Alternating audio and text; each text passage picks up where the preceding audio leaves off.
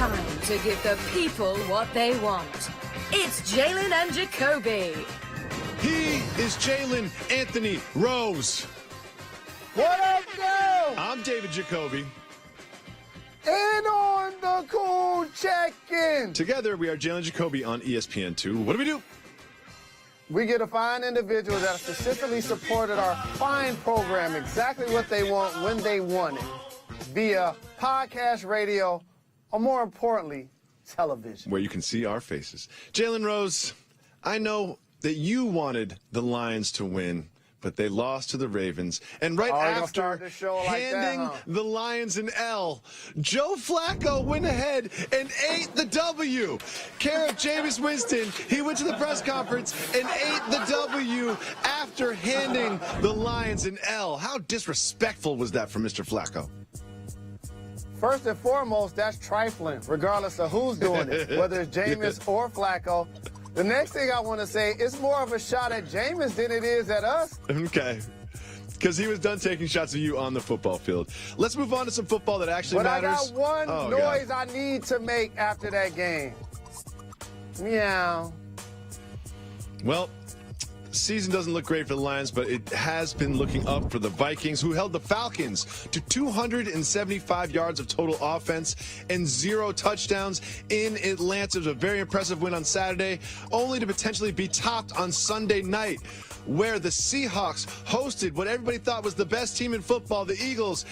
And the Seahawks look good on defense. Russell Wilson looked great on offense. Which team impressed you more from Sunday, the Vikings or the Seahawks?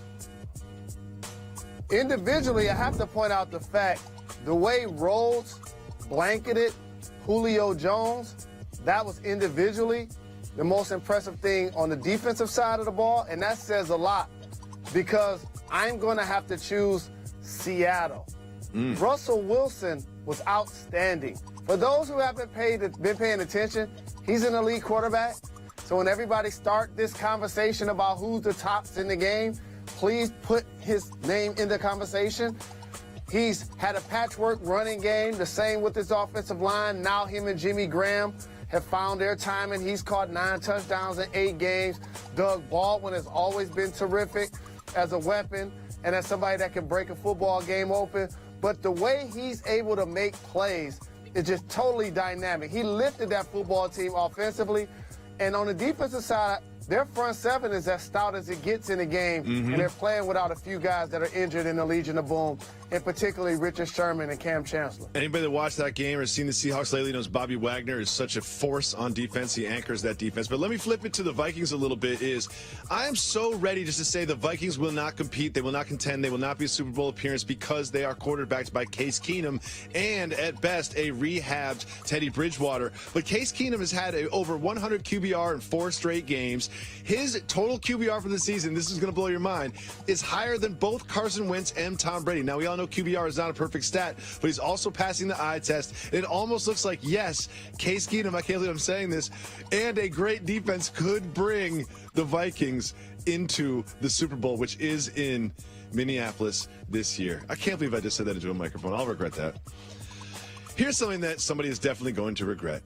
The Patriots went into Western New York, into Buffalo, to play the Bills. There's all this talk about Rob Gronkowski and going through tables and him in his hometown. The Patriots were blowing out the Bills. They were up by 20 with less than 5 minutes left in the fourth quarter. Tom Brady just sort of lofts up this pass in Gronk's general direction. There's a little contact before the interception, and it is then intercepted by Tre'Davious White. That is when Gronkowski does this. After White has been touched down and he's clearly out of bounds, Gronkowski gives him like a flying forearm to the back of the helmet. He's been suspended 1 game. Jalen, this was a pretty grotesque play to watch. And after watching this and after watching the fight last week between Crabtree and Talib, I have to ask, do these acts of violence outside of the rules of the game, do you think they impact the NFL's popularity amongst fans? I don't think it affects this popularity.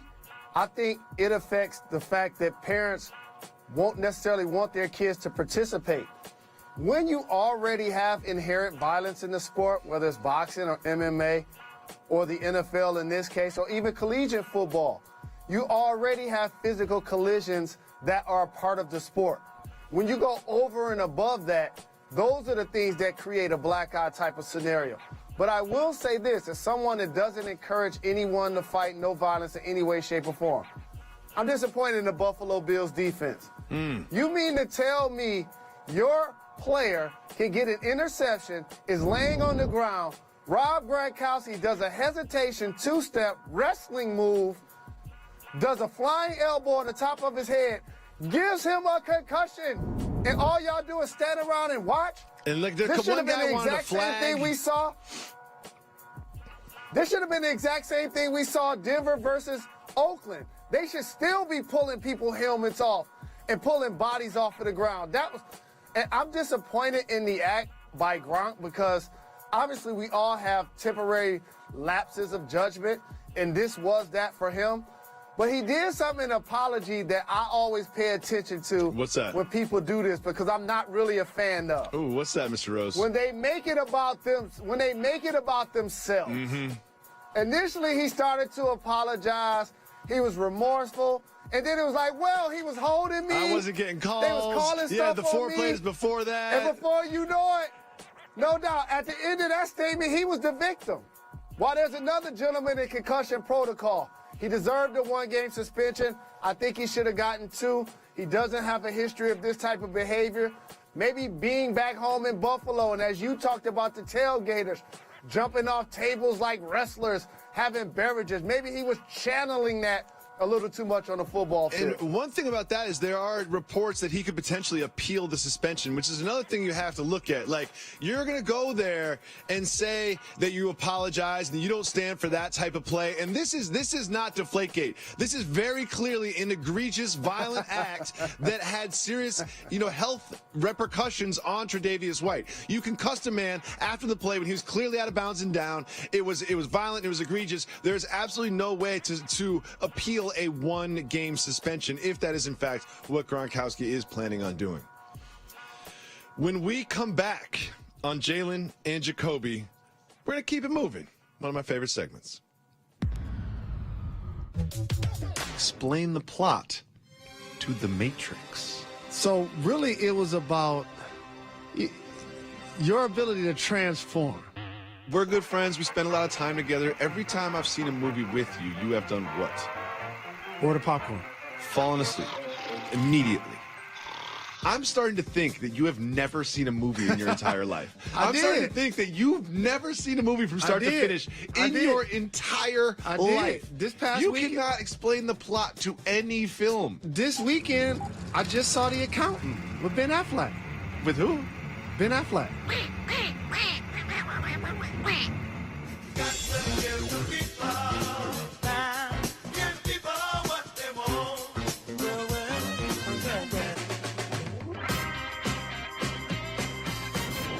Welcome back to Jalen and Jacoby. Jalen, not everything is worth talking about in the world of sports and pop culture, so we have a segment called Keep It Moving. We be moving, we keep it moving. I'll name the headline if it is worth talking about. You'll tell me to hit the brakes, and if it's not, we will keep it We be moving. moving, we keep it moving. You'll never believe this. Ben McAdoo was fired as the Giants head coach. Keep it moving or hit the brakes. Keep it moving. We Tom be Coughlin moving, was the we fall keep it guy. moving. Now Ben McAdoo's the fall guy. Jerry Reese, the GM, is next. Next, the Lakers have a new media policy that some are calling the LeVar Ball rule. Keep it moving or hit the brakes. Hit the brakes. Well, apparently where the friends and family sit for the Lakers, after the game, they all congregate in this one section of the arena, especially at home games. And sometimes media members have been congregating there as well, potentially asking questions to the people that are there. The media members are no longer allowed to be in that area. This also just so happens to be the area where LeVar Ball sometimes gives quotes, not always nice about the Lakers front office and coaches. Jalen, what do you think about the LeVar Ball rule? I like the LeVar Ball rule for everybody else because at this point, he's become a celebrity in his own right. He can do interviews outside of Staples. He can do interviews on the court. So I don't think if he decides to talk to the members of the media, this will impede his progress. Yeah, I don't think we'll hear less from LeVar Ball now. Let's just say that. Something tells me less LeVar Ball is not what the future holds for NBA fans. Next, Derrick Rose has returned to the Cavaliers. Keep it moving or hit the brakes. Hit the brake. Derrick Rose, if you're not familiar with the story, he sprained an ankle. You know, he's often injured, and he just decided that he was going to take a little time away from the team to reevaluate things in life. And he has decided to come back to the team. Ty Lue and LeBron James are both very supportive of Derrick Rose. What do you think about Rose's return? Along with the injuries that he's encountered over his career, being the youngest MVP in the history of the NBA, psychologically, it seemed to have taken an emotional toll on him. If you've ever played the game Operation, that's basically what his body has resembled. Multiple injuries to different parts of his body. And that will take a toll, constantly trying to rehab, hoping to get back to the level you were at, playing now on the championship contending team. We've seen this the last couple of seasons, where he needed time during the year to escape his professional duties to deal with his personal ones. So it's going to be interesting to see how he plays out. But being around your team sometimes becomes a sanctuary. I hope he can find that happiness and that solace that he's looking for. I think he just saw the Cavs on a win streak and was like, that looks like fun. You know what? That looks like a lot more fun than the team that I left. Let me get back in there and get some of those Dwayne Wade points. Next, Falcons center Alex Mack got hit in the eye with a penalty flag. Keep it moving or hit the brakes. Wow. Hit the brakes. Well, Alex Mack was running down the field when an errant penalty flag went and hit him in the eye, as you can see right here. Bang! Got him.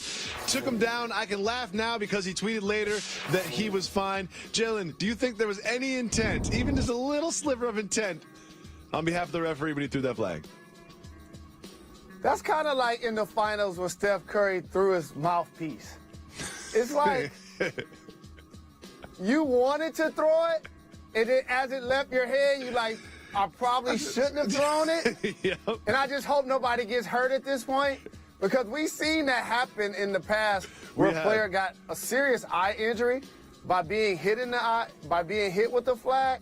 I'm glad in this case it didn't turn out that way. But the ref need to get a little pink slip for that one. Yeah, the ref should get like a text from somebody like, come on now, I know you didn't mean to do this, but how about you certainly not mean to do it again? Moving on, Patrick Ewing is reportedly a gigantic germaphobe. Keep it moving or hit the brakes. Since I stole his TV, hit the brakes. Well, Patrick Ewing has this thing where when he was playing in the league, he needed freshly poured water into cups so the cups wouldn't sit out on a tray and gather. And he was also keenly aware of teammates that didn't wash their hands after using the bathroom, no matter how many rooms away they were. We're learning all this from former Knicks trainer Timmy Walsh. Jalen Rose, are you surprised that Patrick Ewing was such a weird germaphobe? I am not surprised. I'm actually happy to hear somebody that played against him on multiple occasions and probably gave him dap or tapped him on the backside and or vice versa. But here's the thing that I want to talk more about. Patrick Ewing, an all-time great player.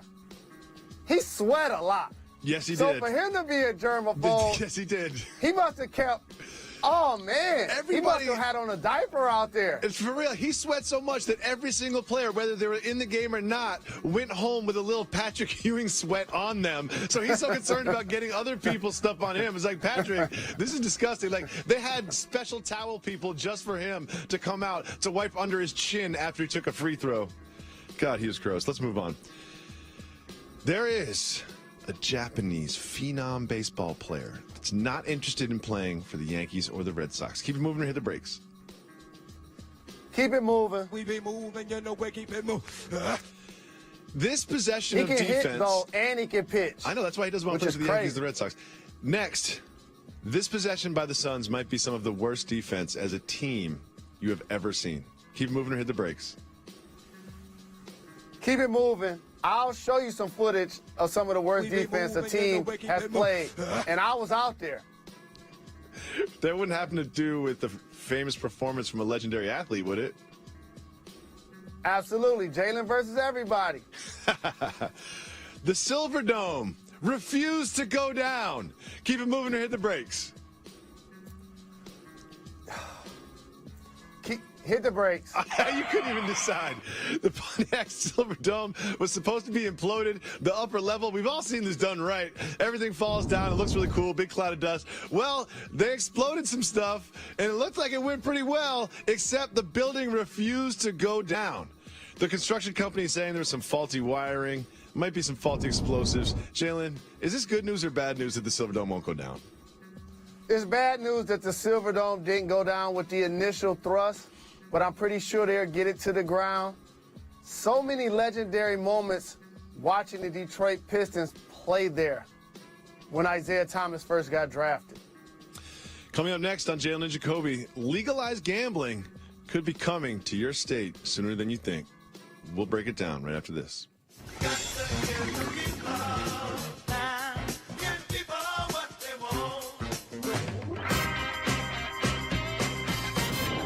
Welcome back to Jalen and Jacoby. After a busy weekend of college football, we had some coaching news. Gus Malzahn has agreed to a new multi-year deal to remain the head coach at Auburn. And Jimbo Fisher has agreed to a 10-year, $75 million deal to become the head coach at Texas A&M. Jalen, this is a record in terms of dollar size, and it is also reportedly fully guaranteed. How do you think this will affect college football? I came through the door. I said it before. Mark my words.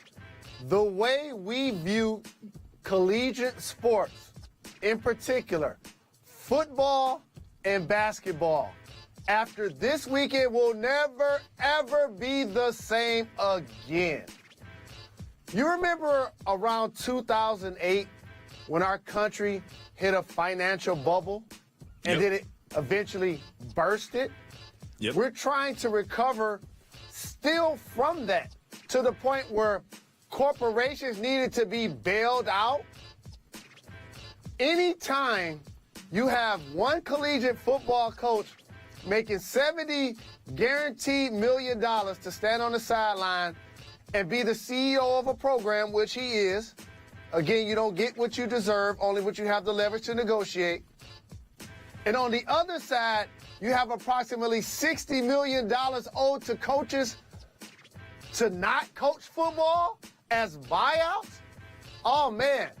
Imagine being Nick Saban and you see Jimbo Fisher get a 10-year guaranteed deal for $70 million. You take a Stan Van Gundy Pepsi swig. You're like, seriously? I worked double right off top. I'm walking in with his contract in my hand.